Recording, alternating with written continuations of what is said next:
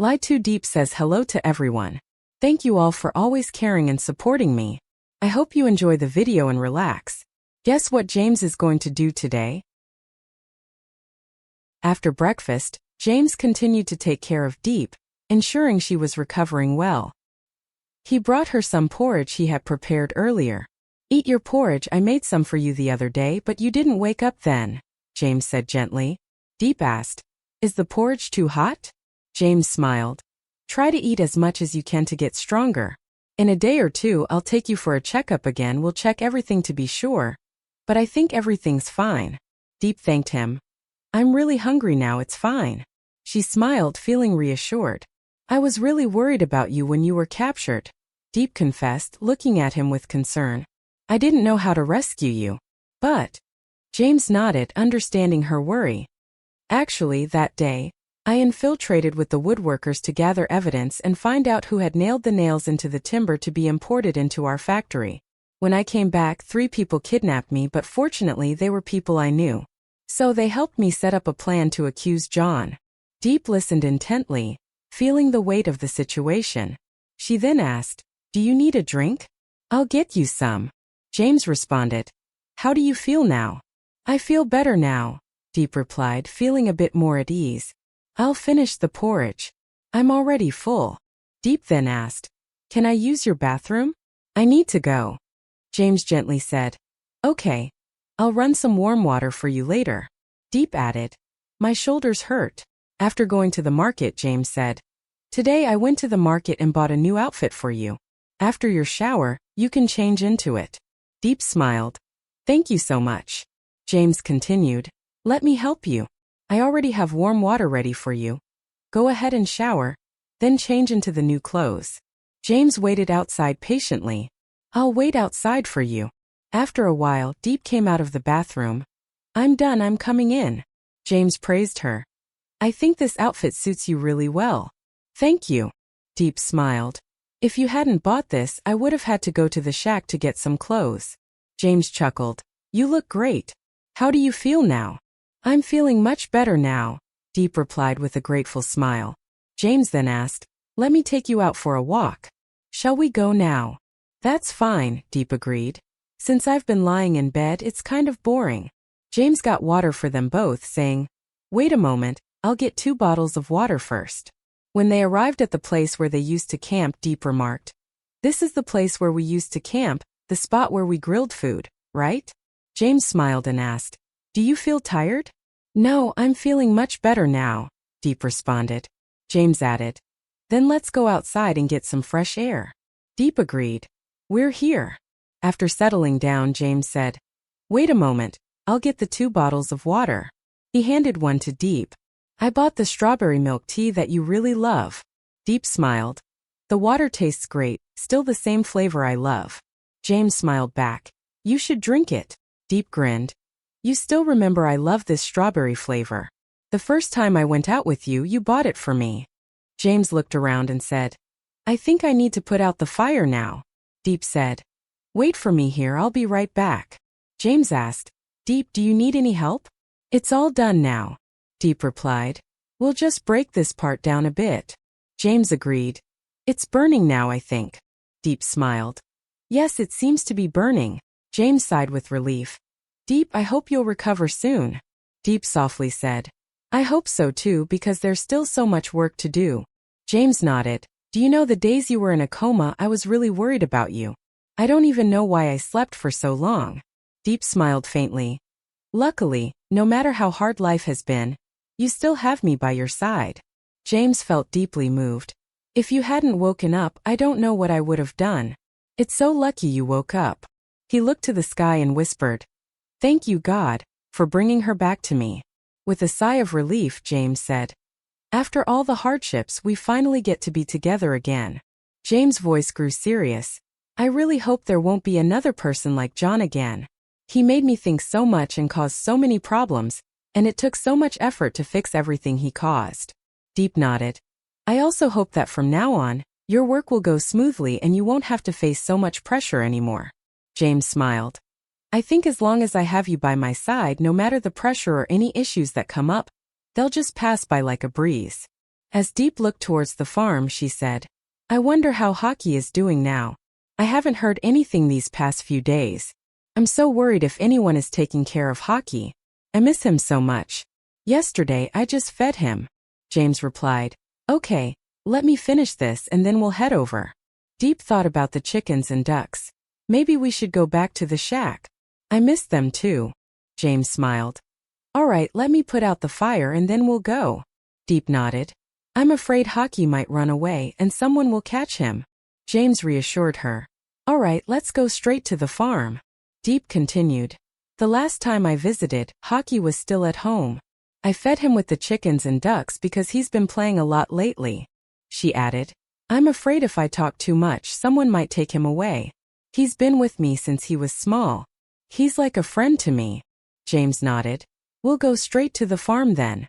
As they continued to walk, Diep asked, Do you feel a lot better now? Diep smiled. Yes, I'm okay now, just a bit tired. I feel like when I'm not working I get this feeling of boredom, like something is missing. James nodded. Maybe tomorrow we can go to the city. I'll take you for a full checkup to make sure everything is fine. Just to be sure. I'm still really worried about you. He added. We don't know if there are any lingering issues inside your body, so it's best to go for a checkup again. Diep asked. Do you know how happy I am? James smiled. Well, the work is done and you've woken up. I don't even know how to describe this feeling, but I'm really happy. He added. I think I'm one of the luckiest people in the world. Diep smiled back. When I see you smile every day, it makes me really happy too.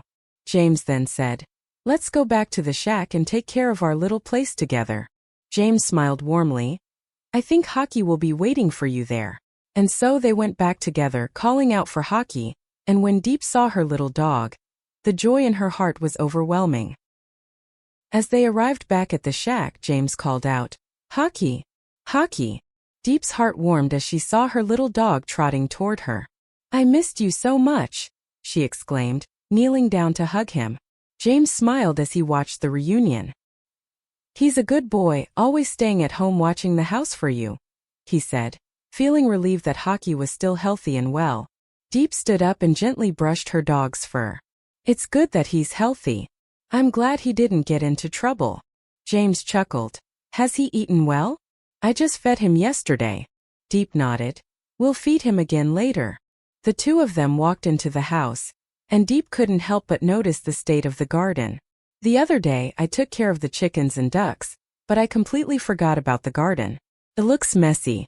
I think I'll need to clean it up. James nodded in agreement. It does look a bit messy. We should definitely fix it together. Diep raised an eyebrow. Are you sure you're not too busy?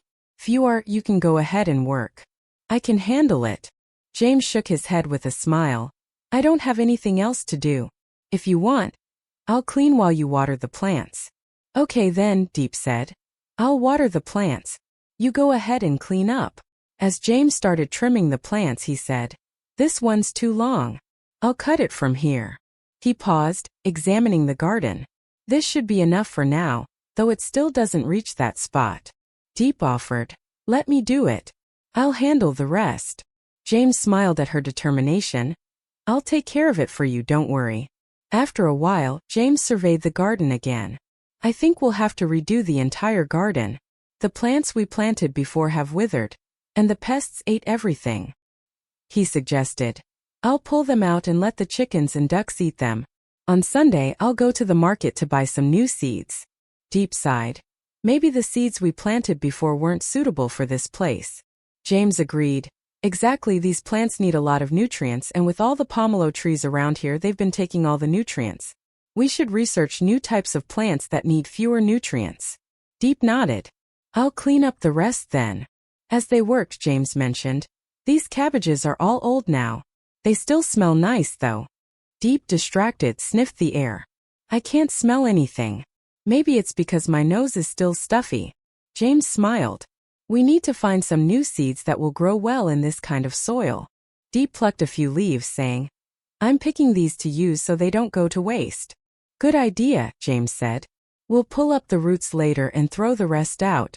These plants need a lot of nutrients, but the pomelo trees and pests are making it hard for them to thrive. They continued working, Diep carefully inspecting the cabbages. They're not growing well and the pests are all over them, she said, frustrated. James explained. The problem is the soil doesn't have enough nutrients. And then there are the pests. Growing clean vegetables without pesticides is much harder than it seems. I see, Diep said thoughtfully. Clean vegetables without pesticides usually have pests. The ones sold outside use preservatives. James nodded. That's why pesticide-free vegetables are so expensive. It costs more than regular ones. They agreed that the old crops had to be removed and replaced with new ones. Let's feed the chickens and ducks first, and then we can pull up the plants, James said. I think the chickens are still hungry, James added. I'll go bring them food, and you can rest here. Diep agreed. All right, I'll stay here while you go chop bananas for them. No, stay here, James insisted. I'll take care of it. You're always so good at everything, Diep said, admiring James. He laughed. Actually, I didn't know how to do this. You taught me. As they finished up, James turned to Diep. Let's head back now. Diep asked. Where to? We're going home, James replied with a reassuring smile. Since your health is still not fully recovered, I think it's better for you to stay with me for a while so we can monitor your health. Diep hesitated. But I'm so used to the shack. James gently insisted. Come with me to my house. We need to make sure your health is stable. Diep sighed but nodded. I feel embarrassed, but I'll go with you. James smiled and reassured her. Don't worry, my dad and I have separate rooms. You'll be fine. I just feel bad leaving Hockey behind, Diep admitted, her heart heavy with concern for her dog. I understand, James said softly. But right now your health is the most important. We'll take care of Hockey later. Once you're better, you can go back to the shack. Diep reluctantly agreed. Okay, I'll go to your house. I'll rest there for a while and then tomorrow we'll go for a checkup. James smiled, relieved. It's important to get your health checked. We'll take care of everything after that. As they left, Diep felt grateful. I trust you, James. He smiled warmly. Let's go home. The most important thing right now is your health. They arrived back at James's house and Diep looked around, still feeling a little uneasy. But James reassured her again. You rest here. I'll bring food for Hockey later, and we'll take care of everything. And so they began their next chapter together, Diep recovering and surrounded by the love and care of James. Though the journey ahead was uncertain, their bond and dedication to each other gave them the strength to face anything that came their way. Chủ yếu ở các tỉnh phía Bắc như Hà Giang, Cao Bằng, Bắc Kạn. Người Khmer sinh sống chủ yếu tại các tỉnh phía Nam như Trà Vinh, Sóc Trăng, Bạc Liêu. Người Chăm sinh sống chủ yếu tại các tỉnh phía Nam như Ninh Thuận, Bình Thuận. Người Gia Rai sinh sống chủ yếu ở các tỉnh phía Nam như Gia Lai, Kon Tum. Người Ede sinh sống ở chủ yếu các tỉnh phía Nam như Đắk Lắk, Đắk Nông. Dân tộc thiểu số tại Việt Nam có những nét văn hóa, ngôn ngữ, phong tục tập quán riêng biệt, tạo lên sự đa dạng và phong phú của văn hóa Việt Nam. Một số chính sách của người nhà nước Việt Nam nhằm hỗ trợ và phát triển dân tộc thiểu số bao gồm chính sách hỗ trợ kinh tế, hỗ trợ vốn, kỹ thuật và thị trường cho các dự án phát triển kinh tế dân tộc thiểu số. Chính sách hỗ trợ giáo dục, hỗ trợ cho các học sinh dân tộc thiểu số bao gồm cả việc dạy tiếng dân tộc và tiếng dân tộc thiểu số. Chính sách hỗ trợ y tế